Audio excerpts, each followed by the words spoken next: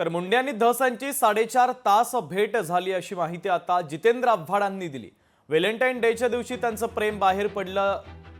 धस मुंडे भेटीच्या संदर्भात आव्हाडांनी मिश्किल टिप्पणी केलेली आहे। तर रोज डेच्या दिवशी पुष्पगुच्छ देऊन भेटले असतील, त्यांनी सगळे डे साजरे केले असतील असा टोला देखील जितेंद्र आव्हाडांनी लगावलेला आहे।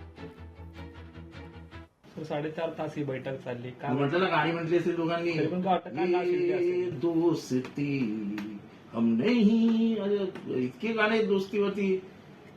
मग पाहिजे असं पण म्हणाले असेल, दोस्त दोस्त ना रहा, प्यार प्यार ना रहा, ते म्हणाले असते हम किसी।